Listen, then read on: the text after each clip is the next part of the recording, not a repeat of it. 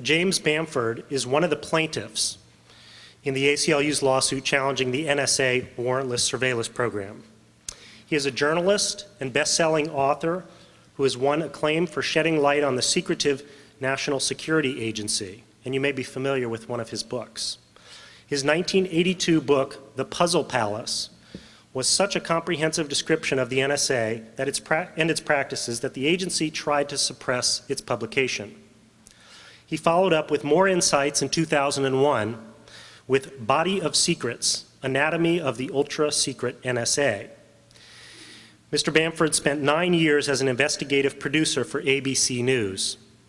His articles on intelligence and national security issues appear regularly in publications such as the New York Times, the Washington Post, Rolling Stone, and Atlantic Monthly. You will also hear from Chris Calabrese, Program Counsel of the National ACLU's Program on Technology and Liberty, where he's worked for 3 years. Mr. Calabrese has spoken and written on privacy and information technology cases and issues, including national ID card, data mining, and the ever-growing surveillance society. Mr. Calabrese also comes from experience dealing with legislative issues. He worked for the majority Senate leader in the Massachusetts legislature on issues regarding privacy. And I'm very pleased to welcome both of them to educate us today on these very important issues.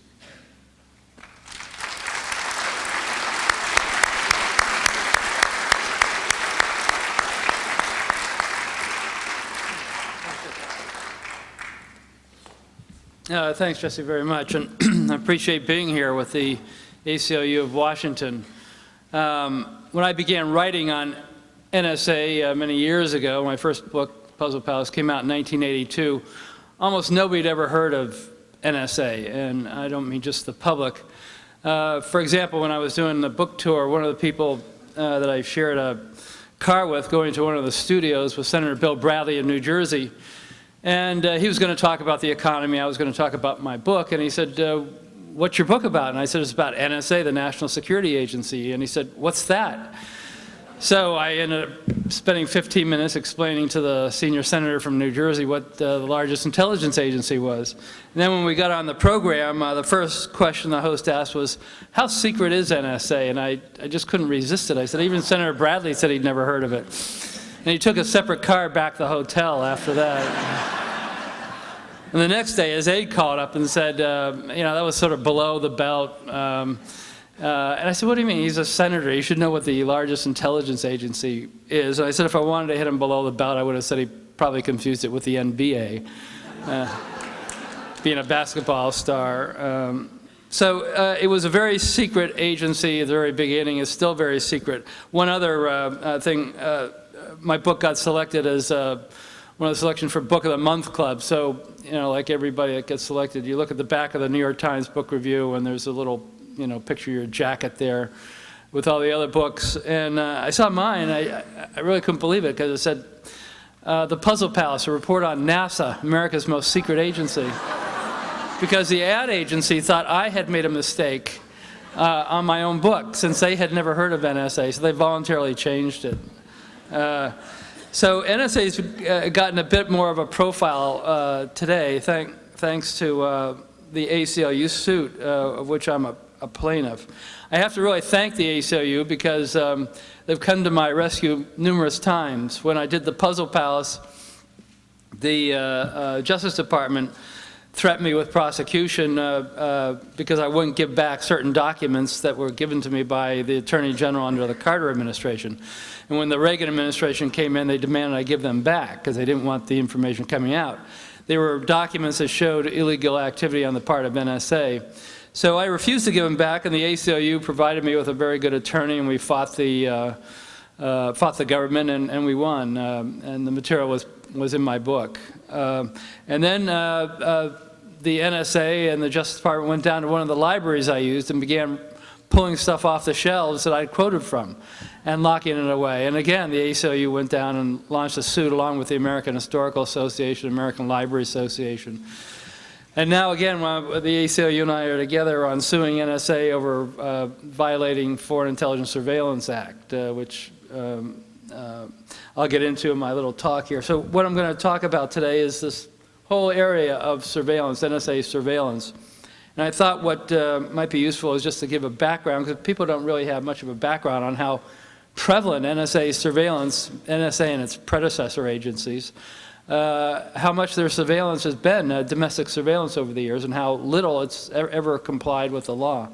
So let me get into this, this little slide presentation.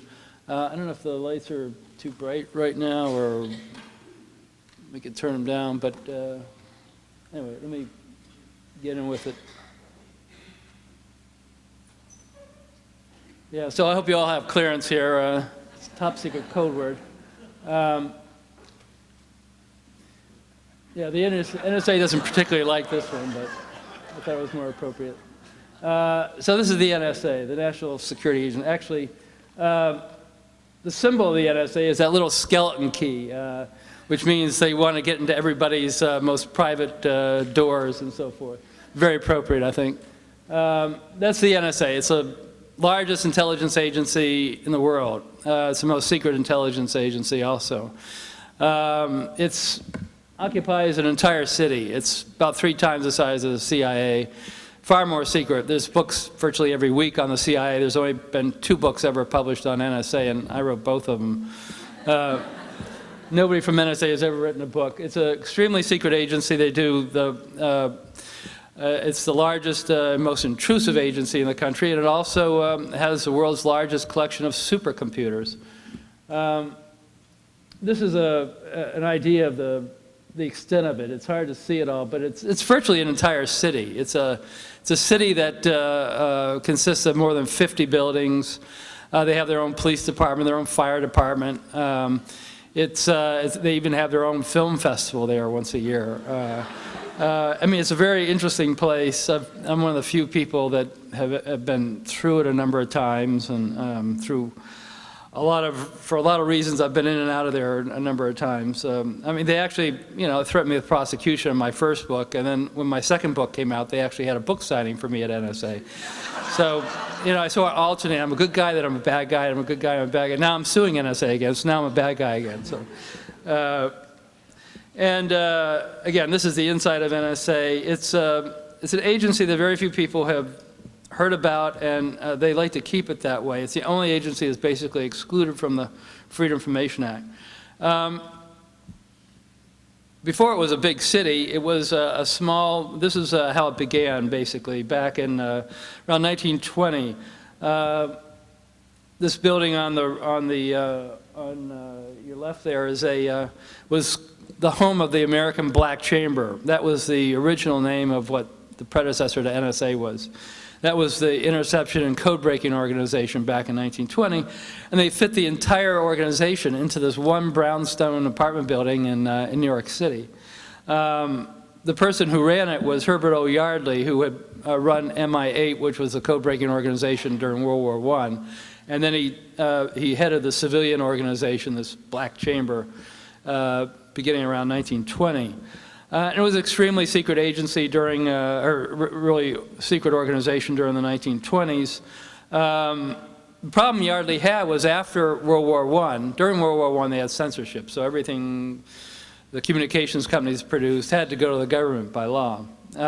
After World War I, censorship ended, so that meant where was the Black Chamber now going to get all its information to read, all the telegrams and everything. So Yardley had to go out and make a secret agreement with Western Union and the other telegraph companies, so that Western Union, again, this is a very secret, very illegal agreement. He had to go out personally and meet with the presidents of these companies, and he got the cooperation of these companies, and there was usually only about 2 or 3 people in the company that knew that the companies at Western Union was turning all this information over to the Black Chamber.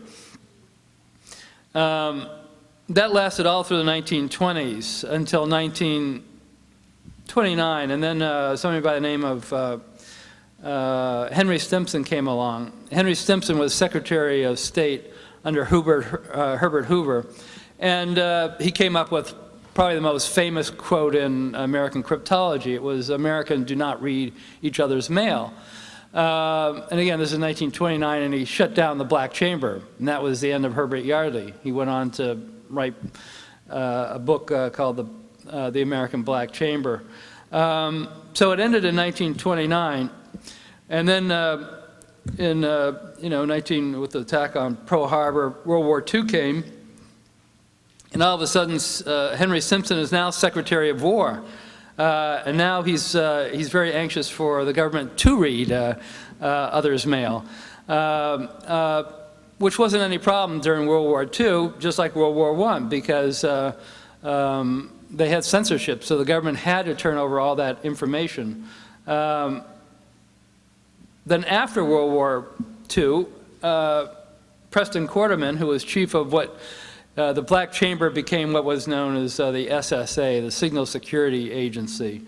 And he was faced with the same problem Herbert Yardley was faced with, which was, how do you get these messages? How do you get these telegrams, all this communication now that censorship had ended? So again, he had to do the same thing. He had to make these secret deals with the telecommunications companies. He had to go back to Western Union and all the other telecommunications companies and arrive at a very, very secret, very, very illegal agreement. The presidents of these companies, the chairman of the board, there were only maybe 5 people in each company that would know that these companies were cooperating. The one things that they couldn't get were the singing telegrams. So, but all the other telegrams went to the SSA, which was the predecessor to NSA. So in 1952, the NSA was formed. It was a consolidation of all the other agencies within the government that did this interception, the Signal Security Agency, the Army Security Agency, Naval Security Group, a bunch of others. They all came together and formed this big, big secret national security agency. And unlike other agencies like the CIA, which went through Congress and was a product of debate and hearings and so forth, NSA was formed by a very, very secret memorandum signed by President Truman in November 1952. Even its name was top secret. There were only 2 people in Congress that were ever who were ever informed that this agency was created. So it operated in absolute secrecy from 1952 on. After about 10 years, it started leaking out that there was this agency, and its name got out, and they created a sort of a cover story for it.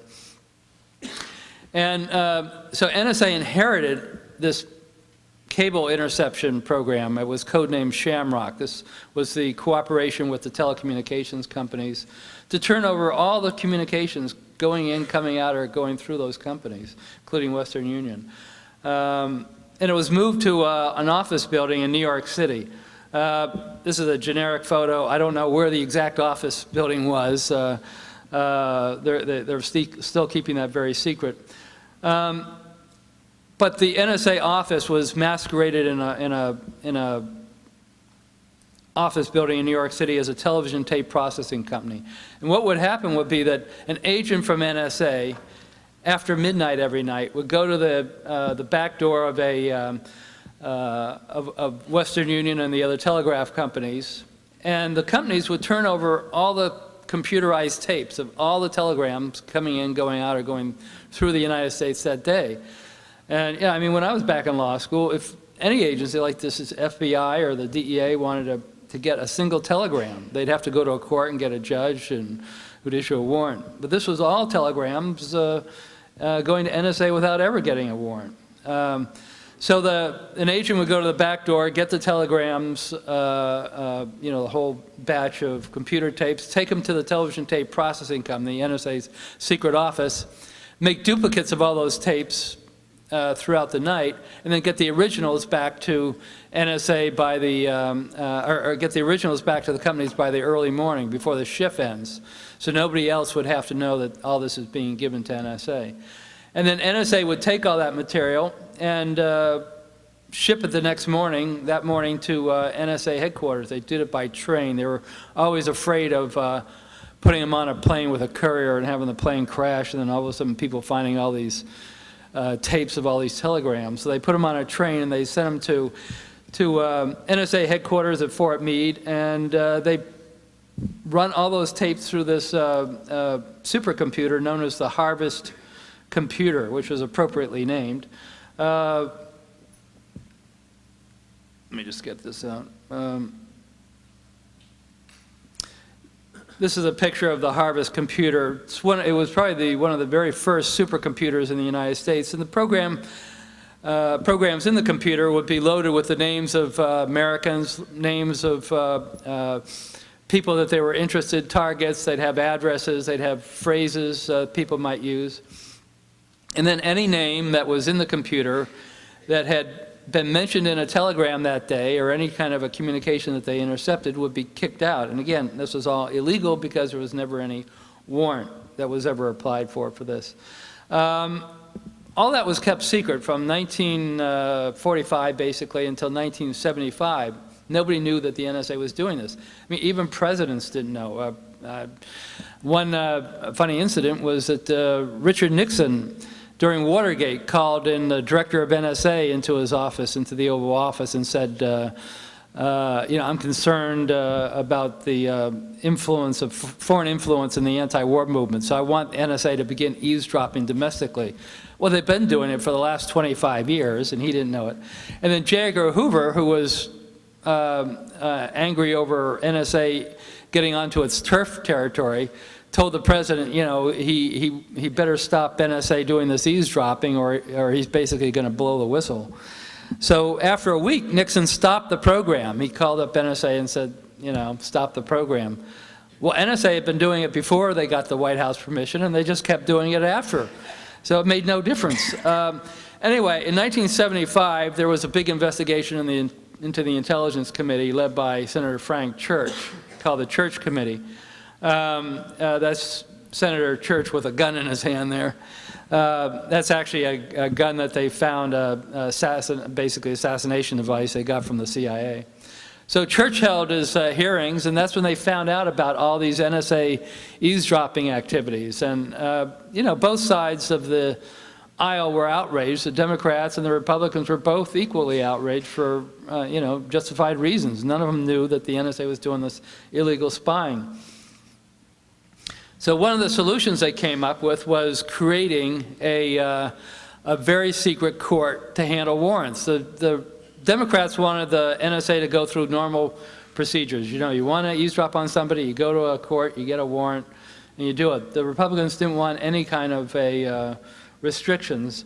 So the compromise was to create a separate court system, a very, very secret court system that would only listen to these foreign intelligence surveillance court warrants, and the judges would have all the top clearances.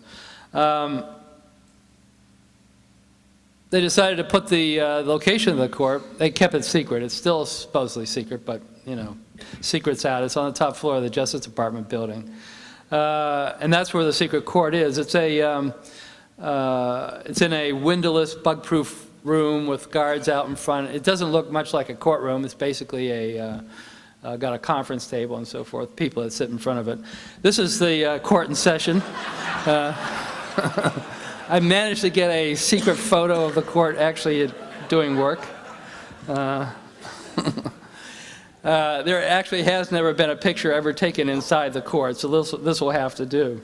Now the government comes in and argues, the NSA and the FBI go in and argue for a warrant before the court. And the court, almost always, you could really bet the farm on the fact that they'll agree to it. And from 1979, when they had their first session, to 2000, they had over 13,000 applications, and out of that, there were only 2 warrants that the court asked to be modified.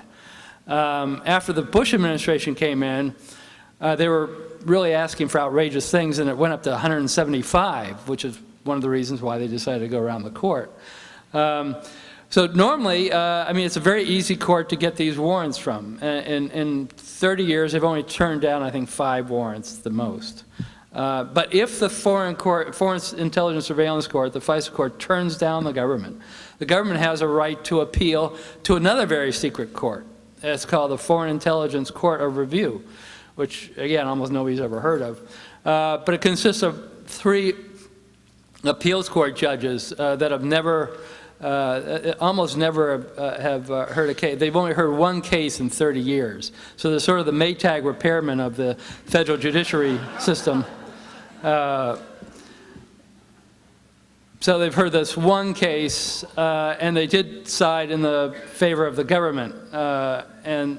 But even if the government gets turned down at the Foreign Intelligence Court of Review, the government has another bite at the apple, a 3rd bite at the apple. They can go to the Supreme Court for an immediate in-camera session of the Supreme Court to have them decide. And again, all these are ex parte in camera. In other words, only the government and in total secrecy. So, so the odds of not getting a FISA warrant are, almost impossible. This had been the chief judge of the FISA court when the at the time 9/11 and soon after that when the NSA decided to go around the court. This is the current they call her presiding judge, current presiding judge of the FISA court. Now, just to give and again, the whole idea here and the reason that we're suing NSA is because the NSA decided on orders of the president to bypass that court, to bypass this very onerous court that almost never turns them down and where they've got multiple opportunities to get the warrant. Just to give you, now I want to give you a little idea of how NSA does its work and why, to some degree, that there's the NSA decided to go around the court for the technical reasons as opposed to the political reasons. During the Cold War, this is the way NSA eavesdropped. I mean, this is an interesting photo here. During the 1950s, before they had satellites in space, the NSA was trying to figure out ways to eavesdrop on communications inside Russia, particularly microwave communications, which travel in a straight line. I don't want to get into the technology here, but just 2 things. Microwaves travel in a straight line. High-frequency signals bounce off the ionosphere and bounce around the world. High-frequency signals they could collect outside of the Soviet Union with antennas. Microwaves, you can't. They go straight up. So they're going into deep space. So somebody at NSA figured that if they're going into deep space, the moon passes over the Earth, once a day, and occasionally these signals will hit the moon. And there's a crater on the moon that's fairly smooth. So the signals will hit this crater, and then they'll ricochet back to the Earth. So they built they built an enormous dish. It's now called the Arecibo radio telescope in Puerto Rico.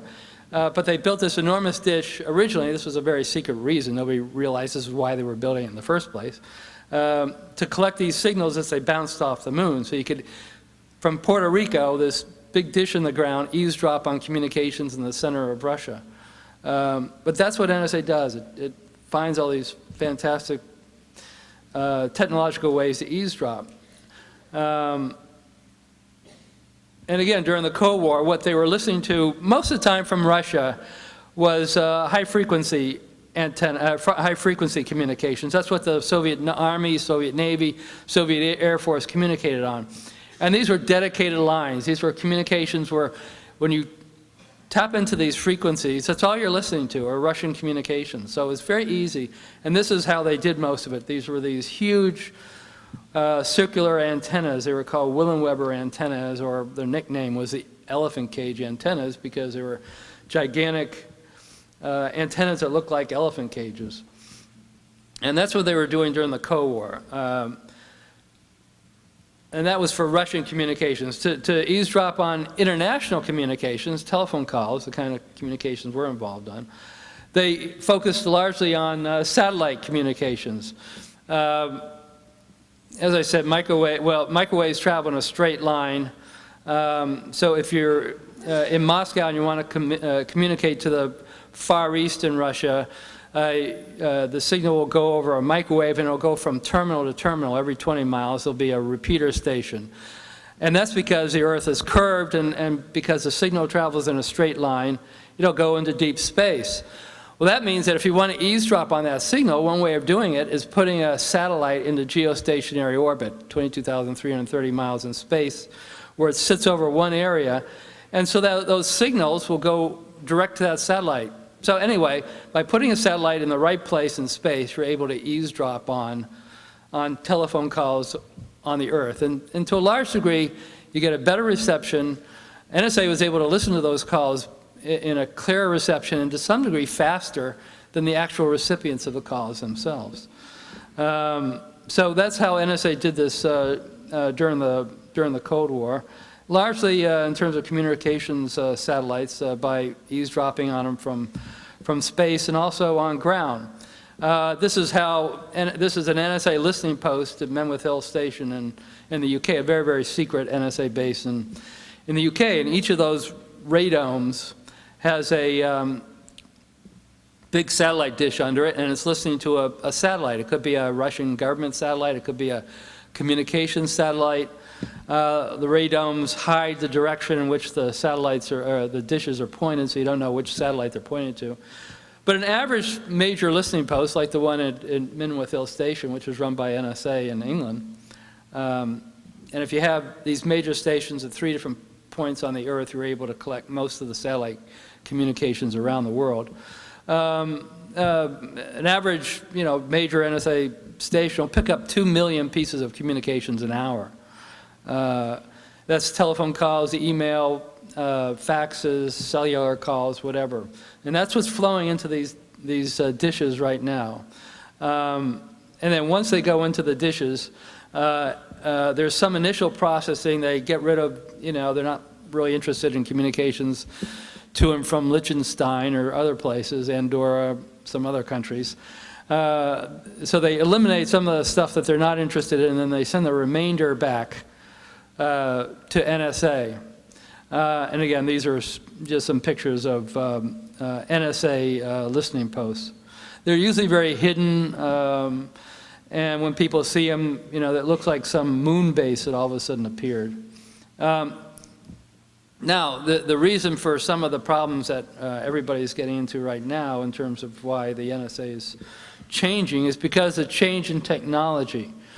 Telecommunications companies have decided to not really use satellite communications as much anymore for a number of reasons. There's a time delay, there's a half-second time delay for a signal to go up to a satellite and come down. That's distracting when you're making phone calls. There's atmospheric conditions and so forth. And organizations like cable TV companies want to use these satellites where they don't care about time delay. So as a result, there's been a change in technology where they use these fiber optic cables. These are cables where light is transmitted on these very thin, hair-thin fibers, glass fibers. It's an enormous change in telecommunications. And so now if you're going to call, well, previously if you're going to call from London to New York, the signal would go up to a satellite, bounce down to a ground station in Edam, West Virginia, and then be transmitted up to New York. Now, the signal would go from London to what they call a landing station in England, and it would go on a fiber optic cable under the Atlantic Ocean and then come up on a landing station either in New Jersey or New York. The problem for NSA with that is that when it was satellite communications, all they had to do was put a big dish out there and it would collect all the signals they were interested in. They didn't have to have any cooperation from the telecommunications companies because the signals would just fall into their big dishes and the NSA would listen to them all. With the shift to fiber optics, that meant the NSA can't collect it by just putting dishes out there anymore. They've now got to make a secret cooperation with the telecommunications companies. They've got to get the telecommunications companies, just like Yardley in World War I and General Quarterman in World War II. They've got to go out and talk to the telecommunications companies and get their secret permission to get access to the cable. And that's what's happened. There's the cable companies are now cooperating with the NSA in terms of giving them access to the cable. They have what's known as sort of a beam split beam splitter. So when the cable comes in, there's a mirror image that gets routed off to a, and this is a, you can see how widespread the fiber optic cable systems are around the world now. Oh, and there's basically two ways to tap into a fiber optic cable. One is the USS Jimmy Carter, which was specially designed to go to the bottom of the ocean and tap into these cables. It's very difficult, very time-consuming, very expensive, and not very efficient, but they do it in places where they don't have access to the companies and the cables. The only other way is by having these cooperations. So what happens is you get places like AT&T, and they agree, again, just like Yardley during World War I, Quarterman during World War II. Now, after the attack on after the 9/11 attacks, you got this cooperation again, and now you have the NSA getting the cooperation of AT&T and these other companies to put these secret rooms. This is actually an actual photo of the NSA secret room in the AT&T facility out in California. And this is another suit. There's two major suits, the ACLU versus NSA, which is the one I'm a part of, and there's a second suit, the EFF, Electronic Frontier Foundation, which is suing the telecommunications companies for giving their telecommunications to NSA. And that's what this is all about. It's the establishment of these secret rooms, which are getting mirror images of all the telecommunications traffic. I'm talking about millions and millions of communications an hour. And then it's sent from there off to NSA. So where before they used to have these big dishes collecting it all, sending it off to NSA, now they're beginning to have these secret rooms. And these are the issues that the ACLU and EFF and a number of other organizations are alarmed about and bringing suit about. So it's a very dangerous situation because all this is illegal right now. The technology has gone way beyond where the law is, and the whole idea right now is to find a way to have the law catch up with the technology so that these things are regulated by laws and they don't go outside of the law. One other area that they're getting into are internet data hubs, for example. NSA, in order to get into the internet, you know, if you're talking about email and the internet, it's not all this, you know, everything in the ether there. There are hubs where all this stuff comes through, and if you tap into the hubs, you're able to get a huge variety of that communications.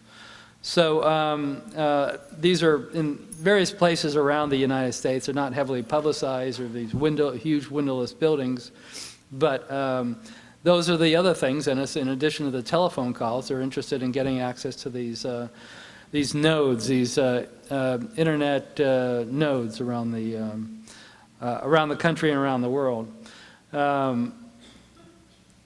So that's sort of a short summary of the area we're in now in terms of a surveillance society, and why these suits, like the one by the ACLU, are very important, because if the ACLU isn't suing NSA, nobody else would be suing them. And if nobody sues them, nobody's going to force them to change anything. The suit was very successful. In August of last year, the judge in the case, Judge Anna Diggs Taylor in Detroit, found that NSA was in violation of the law, the Foreign Intelligence Surveillance Act, which is a criminal statute, and also in violation of the Constitution, the Fourth Amendment to the Constitution. So now we're at the appeal stage, and we have to see where it goes from here, and then the Supreme Court. But again, that's why I'm very grateful to the ACLU for taking on these difficult challenges, because again, if they didn't do it, nobody would do it. And I appreciate all your support here for ACLU and for your attention here. And after we finish our talks here, I'd be happy to take questions. So thank you very much.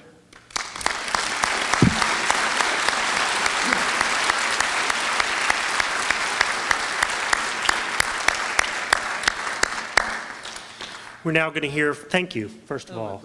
We're now going to hear from Chris Calabrese, and we will have a short question and answer period after this.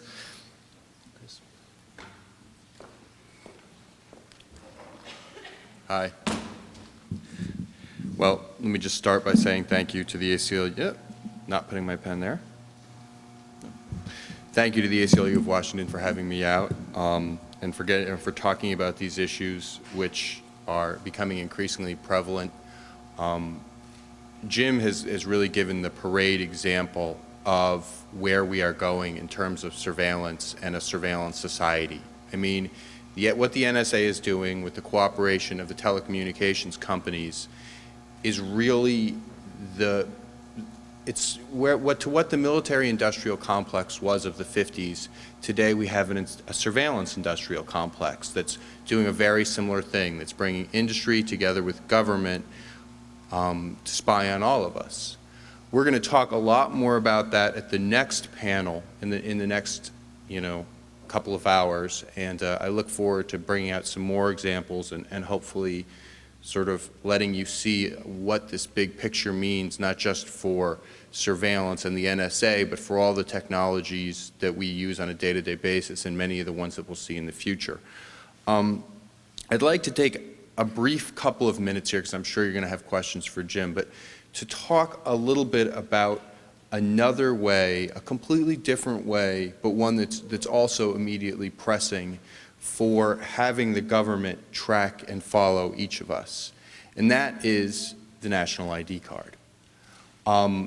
We've begun to look at the way that communication is tracked and surveilled as a way that the government can keep close tabs on us. Well, of course, the other way that the NSA, the FBI would like to keep track of us is our physical location and our movements and our habits. So not just what we're saying, but what we're doing. And in furtherance of that goal, in 2005, Congress passed, essentially without debate and as part of a much larger spending bill, the Real ID Act of 2005. Now, the Real ID Act essentially federalizes the state driver's license. What it says is that in order for you as a citizen to use your driver's license to get on a plane or enter a federal facility, by 2008, your driver's license must meet a series of federal standards. These standards, basically, and essentially what that means is the licenses must have a standardized type of information on them. They must have a standardized machine-readable element on the back, so that, a common, for like a barcode or a mag stripe, so that one common machine can read all the information off the back of your card, and a standardized database that links them all the IDs throughout the country. So what you have here is essentially the fiction of a state ID card. It will look the same on the, it will look a little different on the outside in Arizona and New Mexico, New Jersey, but it will be the same card from day to day. And Real ID gives DHS the power to not only apply this card to requiring it to get on an airplane, to enter a federal facility, but for any other purpose that the Department of Homeland Security should desire. So you can quickly assume that your Real ID card will be necessary to open a bank account, for instance. It may someday be necessary to cash your Social Security check, to apply for Medicaid or Medicare. Federal functions will be contingent upon you being able to provide your national ID card. Well, what's the big deal? I mean, we all present driver's licenses for a lot of purposes, in our day-to-day lives. So, what's the big deal if it's federalized? Basically, by standardizing your driver's license, you're enabling a number of things that we at the ACLU think are bad. You're enabling, first of all, the tracking of individuals. It becomes much easier to record where you've gone. You swipe that card when you go to when you present your card when you go to the airport to fly. You swipe that card when potentially you get on a train, when you enter a federal facility, when you buy something. We've now removed any question about who you might be. There's no doubt of the Chris Calabrese in question now. It's in a common format and it can be shared in a common way. So what you have is then the ability to aggregate the massive amounts of information that are already out there about you. Information that's collected by banks, insurance companies, private corporations. To give you a very prosaic example from my own life, if you want to cash in your warranty, for example, at Best Buy, your DVD player breaks, as mine did a couple of years ago. Of course, I didn't keep the receipt, but I'm lucky because Best Buy did. They keep a profile on every single thing that you purchase from Best Buy with your credit card. They keep a nice, a file, and if you want to get your receipt or your, find out what you've purchased, you can call Best Buy and they'll send it to you, which is nice, it's convenient. It also, of course, lets them track exactly what you're purchasing and sell better to you. But as it turns out, I'm from Queens, I live in Queens, New York, there are 2 Chris Calabreses in Queens, and Best Buy has confused us. So, their Best Buy's profile of Chris Calabrese in Queens has, the other guy's address, the other guy's phone number, some of my information, and all of our purchases mushed together. Now, this actually worked to my advantage because he bought a DVD player a month after I did, so the warranty was still. But, in general, you could see how this would bother an intelligence gathering agency, for instance. They're really not keen on having different Chris Calabreses and Mike Smiths all mushed together. They'd like to keep them separate, clear. The Real ID Act and the National ID card does that. And so when you have all this information, it's collected at Walmart, it's collected at Target. When you pay with their credit card, they'll want to see your driver's license just for security purposes. Then they'll swipe it, and then they'll give it back to you. And then they'll know exactly what you bought, and there'll be no doubt about who you are. The other scary part is, and the connection I think we'll make more clearly as the day goes on, is we're not just talking about surveillance here. We're also talking about control. Because surveillance is really, it's not just about watching you. It's about controlling what you do and how you move. It's about, Jim has talked about some of the surveillance, and we'll get into the details of thinking about what it means to have your emails read, to have your phone tapped, what it does to how you behave. Well, a national ID card isn't just a way to monitor your movements, it's a way to control them. You need that ID card to get on a plane. You may need it soon to get on a train. And when you couple that with another, widespread and terrible practice, which is, of course, government watch lists, you have lists, they're, about 300,000 long right now, though they're secret lists, so nobody really knows how big they are. But when you combine those things, you have lists of people who the government doesn't think is dangerous enough to arrest, but still suspicious. So we're going to make the list of those people, and then when you build a unified system for tracking those people, you also have a unified system of control. I don't want Chris Calabrese to get on a train. He's on a watch list. Let's, give him additional searches. Let's make sure that, we watch him more carefully. So, this is the bad news. The good news, of course, is that Real ID is a really stupid law, not just in its impact on privacy, thankfully, but just in general. It envisions a system whereby every American has to go to the DMV and present like 4 what we would call breeder documents, things that kind of prove who you are, like your birth certificate, a social security card, things that you would go into proving your identity. And each of those pieces of documentation has to be verified with the source agency. So if I'm, my birth certificate from Tarrytown, New York, somehow you have to find a way to prove if I go to get a, California license that this is really a real birth certificate from Tarrytown, New York. All that information has to be, all those identity documents have to be scanned and stored. All the IT systems for driver's license companies have to be standardized so that the driver's license, we have to create this massive database. Well, as it turns out, this is really, really expensive to do, about $11 billion in startup money alone. It's also really, really cumbersome. You're talking about changing state IT systems for driver's license, many of which date back to the 70s. You're talking about putting people through extraordinary burdens and waiting in long lines to verify their license. So And of course, the federal government has provided no money to do this.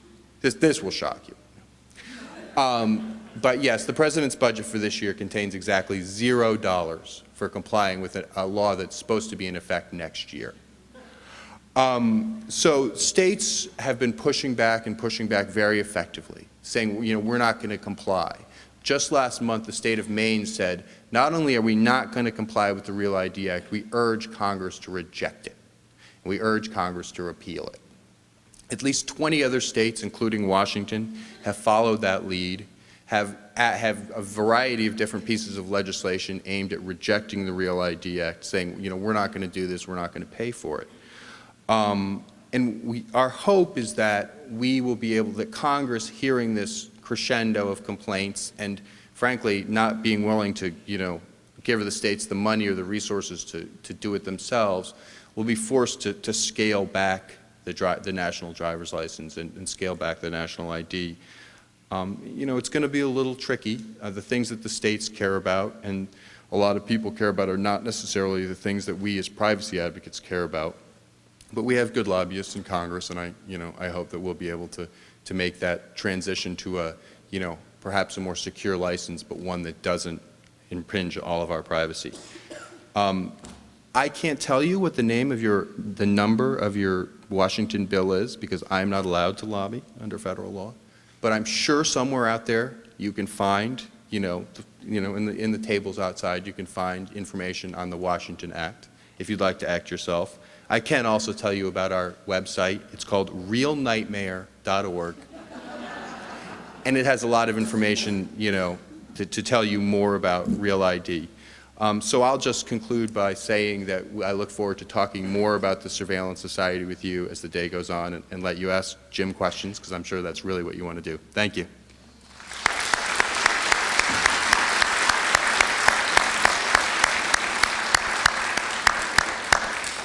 Thank you very much, Chris. We do have about 15 minutes for questions, and please do come to the microphones, which you see in the walkways here. I'd ask that you please limit your question to no more than a minute, as we'd like you to ask the question and Mr. Bamford to do most of the talking. So please proceed with any questions you have. Yes, ma'am. I'm Michelle Kemmerer from Bellingham. Question for Mr. Steinhardt. We're very concerned because we go to Canada all the time. What's going to happen with all this requirements for people to have passports, and how does that interface with the Real ID? Sure. There's a separate congressional law. It's called the Western Hemisphere Travel Initiative, which requires a sort of better than your driver's license form of identification for crossing the border.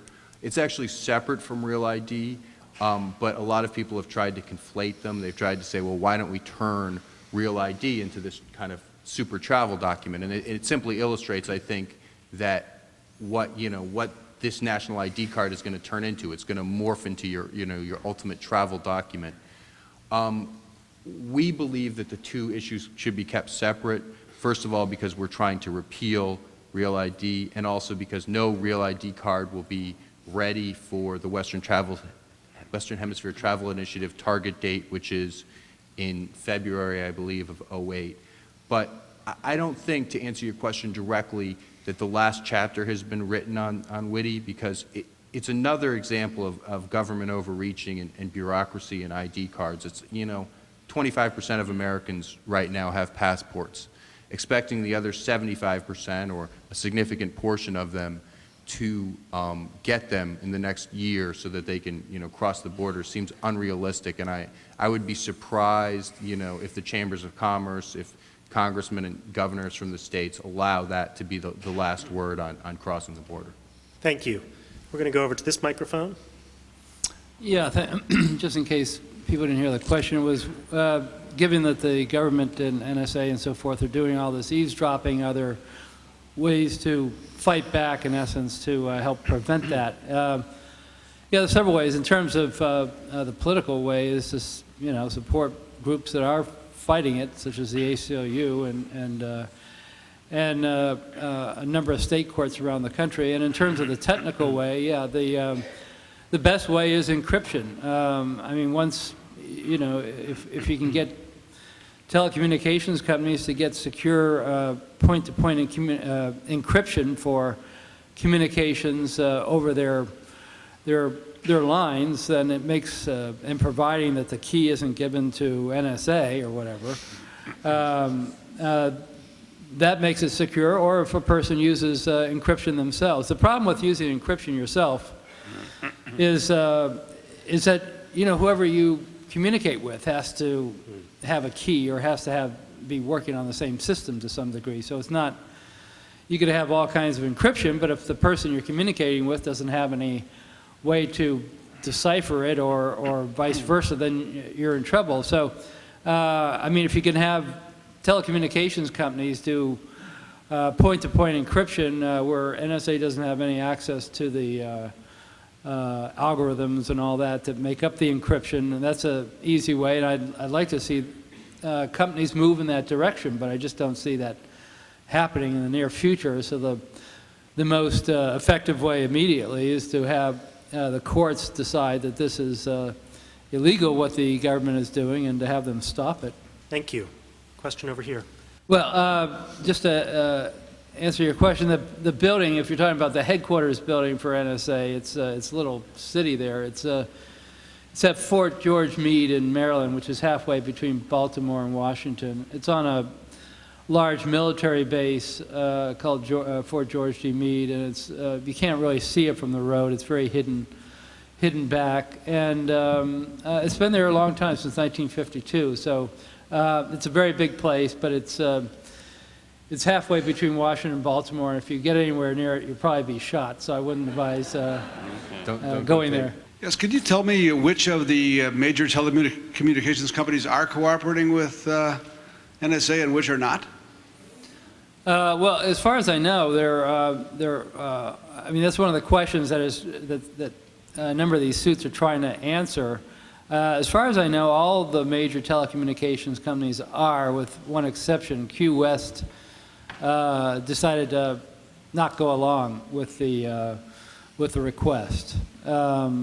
It would be interesting to see whether there's been any retaliation or whatever. But right now, it looks like they don't have to have total cooperation. What they need is cooperation from the companies that are in charge of the cables that come in and go out of the United States.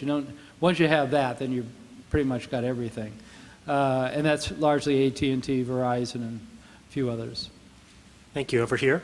Yeah, I have a question for Mr. Bamford. Do you think that the NSA possesses the capability to decipher conventional encryption that's used on the internet, such as SSL? Oh, sure. They can. They're very good at breaking almost any kind of commercial encryption. That's what they specialized in for years and years, and they have massive supercomputers that do enormous number crunching and brute force and so forth. The problem is they can focus on one sort of series of messages or whatever. But when you use encryption, it's extremely time-consuming for NSA. So they've got to pick and choose. They can't decrypt everything instantaneously. It takes time and effort. So encryption is a solution. It's not a. If they really want to break your encryption, they can do it. But it does provide a level of protection. So I'm a big fan of encryption, and I think that really is the ultimate solution to some of the problems. If we can get it widespread and we can get it easily operative between the various parties involved in the communications, it would be one solution. But we're a ways away from that now. Thank you. Thank you. Over here.